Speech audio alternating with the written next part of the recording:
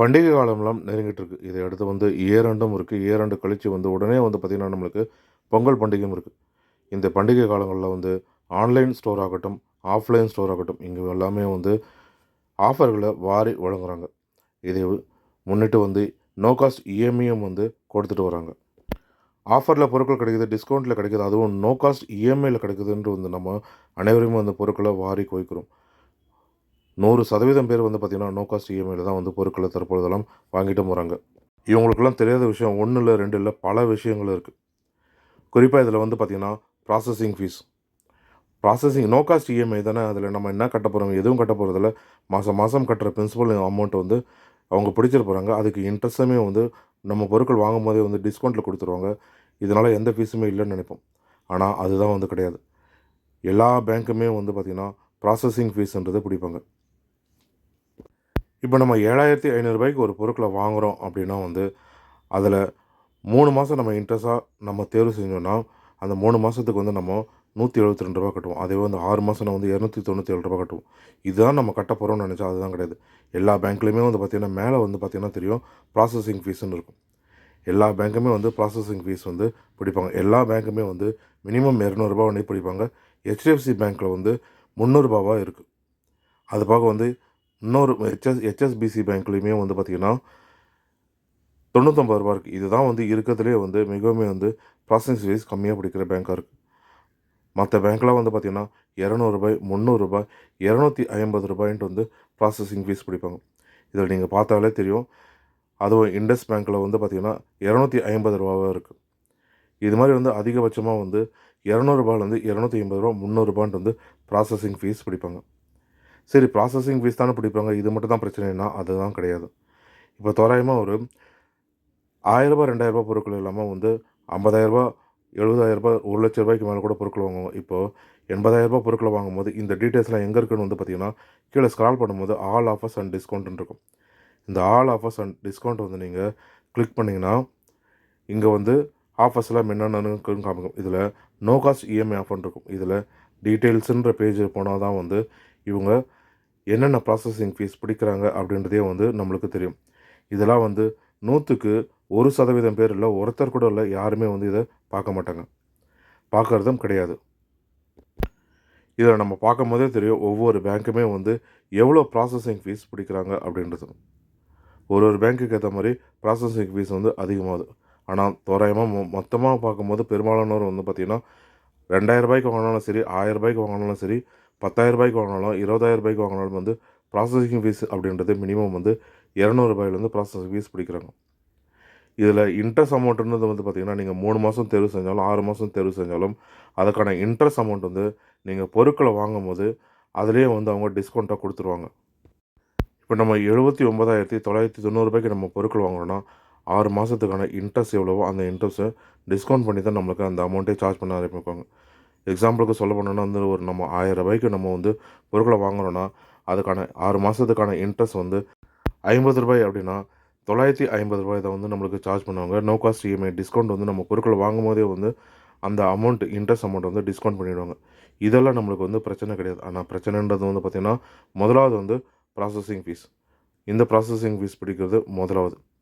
இதுக்கப்புறமா பார்த்தீங்கன்னா, நெறைய விஷயங்கள் ஹிடன் சார்ஜஸா இருக்கு.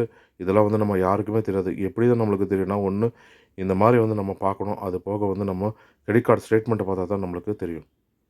இதுக்கப்புறமும் என்ன இருக்குன்னு பார்த்தீங்கன்னா, இன்னும் நெறையவே இருக்கு. நீங்க இங்க பார்க்கறதே தெரியும். பொருட்கள வாங்கும்போது பார்த்தீங்கன்னா, நோ காஸ்ட் இஎம்ஐ டிஸ்கவுண்ட் இருக்கும். அந்த நோ காஸ்ட் இஎம்ஐ டிஸ்கவுண்ட் போக தான் நம்மளுக்கு பொருட்கள நம்ம சார்ஜ் செய்வாங்க. சரி, ரூ. 50,000, ரூ. 70,000 பொருட்கள் வாங்குறோம். ஒரு ரூ. 10,000க்குள்ள நம்ம பொருட்கள் வாங்குறோம். அத நோ காஸ்ட் இஎம்ஐல போறோம் அப்படின்னா, அதுக்கெல்லாம் எவ்வளோ சார்ஜ் பண்ணுவாங்கன்னு பார்த்தீங்கன்னா, அதுக்கும் அதே மாதிரி தான் சார்ஜஸ் இருக்கும். நோ காஸ்ட் இஎம்ஐலயுமே பார்த்தீங்கன்னா, ரூ. 1000 வாங்குனாலும் சரி, நீங்க ரூ. 10,000 வாங்குனாலும் சரி, ப்ராசஸிங் ஃபீஸ்ன்றது ஒண்ணா தான் பிடிக்கிறாங்க. அது பிரச்சனை கிடையாது. ஆனா நம்ம மாசம் மாசம் கட்டுற பிரின்சிபல் அமௌண்ட்டோட இன்ட்ரெஸ்ட் கட்டுறோம். அதனுடைய ஜிஎஸ்டி நம்ம கட்ட வேண்டியதா இருக்கும். அதுவே பார்த்தீங்கன்னா, அதிகமா வருது amount. Processing fees one time charge அப்படின்னாலும், அதுக்குமே நம்ம ஜிஎஸ்டி 18% கட்ட வேண்டியதாக இருக்கும். அது நம்ம கட்டுற இன்ட்ரெஸ்ட். இந்த இன்ட்ரெஸ்ட் பார்த்தீங்கன்னா, ரூ. 2,085 நம்ம இன்ட்ரெஸ்ட் கட்டுறோம். ஆனா இந்த இன்ட்ரெஸ்ட் நம்ம டிஸ்கவுண்ட் போக நம்ம பே பண்றோம். ஆனா அந்த இன்ட்ரெஸ்ட் மாசம் மாசம் உங்க கார்ட்ல பிடிப்பாங்க. ஏற்கனவே நம்ம டிஸ்கவுண்ட் கொடுத்துட்டாலும் நம்ம அந்த கார்டில் வந்து பார்த்திங்கன்னா இன்ட்ரெஸ்ட் இருக்கும். அந்த இன்ட்ரெஸ்ட்டுக்கு 18% வந்து ஜிஎஸ்டியும் பிடிக்கணும். அப்படி 18% ஜிஎஸ்டி பிடிக்கும்பொழுது வந்து பார்த்திங்கன்னா கிட்டத்தட்ட ரூ. 400 வந்து கட்ட வேண்டியதாக இருக்கும். இதே நம்ம 6 மாதமா நம்ம இஎம்ஐ பிளான் தேர்வு செய்கிறோம் அப்படின்னா வந்து அதுக்கு வந்து பார்த்திங்கன்னா இன்ட்ரெஸ்ட் அமௌண்ட் வந்து ரூ. 3062 இருக்கும். அதுக்கு 18% வந்து பார்த்திங்கன்னா ரூ. 500 இருக்கும். ரூ. 551 இருக்கும். ஆக மொத்தத்தில் ப்ராசஸிங் ஃபீஸ்க்கு ஒரு ஜிஎஸ்டி வரும். அது போக வந்து நம்ம இன்ட்ரெஸ்ட் பே பண்ணுறோம். அதுக்கு ஒரு 18% ஜிஎஸ்டி வரும். ப்ராசஸிங் ஃபீஸ் வரும். இது மாதிரி வந்து பார்த்திங்கன்னா மொத்தமே வந்து 3 ஹிடன் சார்ஜஸ் இருக்குது. ரூ. 50,000 80,000 கொடுத்து பொருட்களை நம்ம வாங்கும்பொழுதே வந்து பார்த்திங்கன்னா பிரின்சிபல் அமௌண்ட்டோட இன்ட்ரெஸ்ட்டுக்கான ஜிஎஸ்டியே வந்து பார்த்திங்கன்னா நம்மளுக்கு ரூ. 1,200 கிட்ட வருது. 6 மாதம்னா ரூ. 3,300 வருது. மாதம் நம்ம ரூ. 551 கட்டும்பொழுது. இதுவே வந்து பார்த்திங்கன்னா 9 மாதம்னா வந்து நம்ம மாதம் வந்து ரூ. 5,082 வந்து கட்டுவோம். அதுக்கு 18% வந்து பார்க்கும்போது ரூ. 900 வருது. அப்போது 9 மாதத்துக்கு வந்து பார்க்கும்போது வந்து பார்த்திங்கன்னா இதுவே வந்து ரூ. 8,200 கிட்ட வருது. இந்த மாதிரி வந்து பார்த்திங்கன்னா ஒவ்வொரு மாதமும் நம்ம இன்ட்ரெஸ்ட் வந்து பிடிப்பாங்க. அந்த இன்ட்ரெஸ்ட்டுக்கான ஜிஎஸ்டி வந்து பார்த்திங்கன்னா இவ்வளோ இருக்குது. இதில் நீங்கள் பார்த்தீங்கன்னாலே தெரியும். நம்ம பொருட்களை வாங்குறது பார்த்திங்கன்னா ரூ. 1,708 வந்து இஎம்ஐ பொருட்களை நம்ம தேர்வு செஞ்சுருந்தோம் அப்படின்னா அதுக்கு வந்து ரூ. 200 வந்து ப்ராசஸிங் ஃபீஸ் ஒன் டைமாக பிடிப்பாங்க. இந்த ரூ. 200 ப்ராசஸிங் ஃபீஸ் ஒன் டைமுக்கு 18% ஜிஎஸ்டி வந்து பார்த்திங்கன்னா ரூ. 35.82 பிடிச்சிருப்பாங்க. அது போக வந்து மாதம் வந்து நம்ம இன்ட்ரெஸ்ட் வந்து பே பண்ணுவோம். மாதம் இன்ட்ரெஸ்ட் வந்து நம்ம பே பண்ணுறோம். அந்த இன்ட்ரெஸ்ட்டுக்குமே வந்து பார்த்திங்கன்னா ஜிஎஸ்டின்றது ரூ. 3.80 வந்து பிடிச்சிருப்பாங்க. ஆக மொத்தத்தில் ப்ராசஸிங் ஃபீஸ் ஒன் டைம், அதற்கான ஜிஎஸ்டி அதுவும் ஒன் டைம் தான். அது போக வந்து மாதம் வந்து இன்ட்ரெஸ்ட் வந்து நம்ம கிரெடிட் கார்டில் காமிப்பாங்க. என்ன தான் வந்து டிஸ்கவுண்ட் கொடுத்துட்டு இருந்தாலும் அதுக்கான இன்ட்ரெஸ்ட் வந்து நம்ம கிரெடிட் கார்டில் காமிப்பாங்க. அதற்கான ஜிஎஸ்டியுமே வந்து நம்ம மாதம் செலுத்த வேண்டியதாக இருக்கும். ரூ. 200 ஒன் டைம் ப்ராசஸிங் ஃபீஸ். அதுக்கு வந்து பார்த்திங்கன்னா 18% வந்து ஜிஎஸ்டி.